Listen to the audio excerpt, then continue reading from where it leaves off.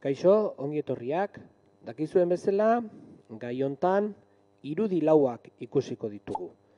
Eta lehenengo bideo hontan, hemen izenburuan jartzen duen bezala, poligonoa eta bere elementuak aztertuko ditugu. Horretarako, lehenik eta behin, definizioa irakurriko dugu.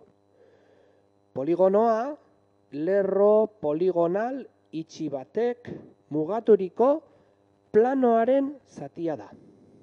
Ikusten duzuen bezala, hemen ezkerretara dauzkagu osagaiak, eta garbi dagoena irudi itxi bat egin behar dugula. Hementxe ezkerretara dauzkagu marra zuzenak, eta hoiekin hasiko gara poligonoa egiten. Lehenik eta behin hartuko dugu marra hau, marra zuzen hau, eta hementxe jarriko dugu.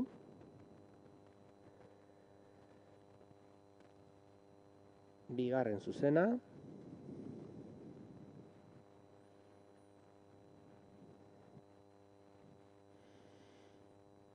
beste zuzen hau hementxe jarriko dugu.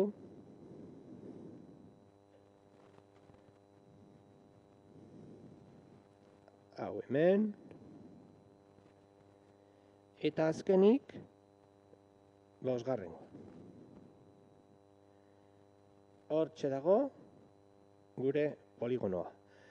Ikusten duzuen bezala, hemengo hauek lerro poligonala osatzen dute, itxia dago eta barruan plano mugatu bat. Poligonoa zer den ikusita gero, bere elementuak aztertuko ditugu. Hemen ikusten duzuen hau, konturatuko zarete, angelu baten irekidura dela. Eta bere lekuan jarriko dugu. Poligonoen elementu bat, angelua delako. Kasu hontan, 5 angelu izango ditugu. 1, 2, 3, 4 eta 5. Beste elementua, erpinak dira. Jar ditzagun erpinak bere lekuetan.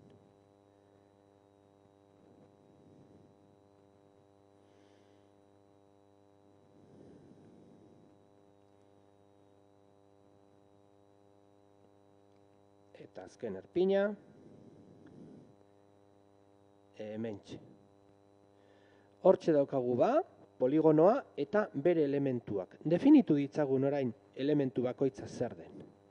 Lehenik eta behin, angelu hartuko dugu, eta bere lekuan jarri. Eta hementxe dago angeluaren definizioa. Puntu batean elkartzen diren bi zuzen erdik eratzen duten espazioa. Horixe da angelua.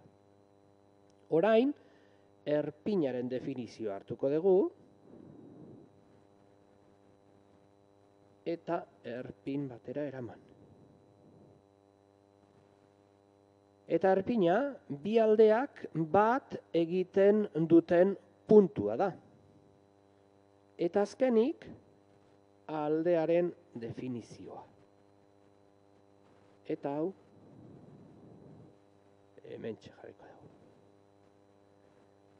Eta aldea poligonoa osatzen duten segmentuetako bakoitza da. Eta hauxe izan da dena. Hurrengora arte, agur!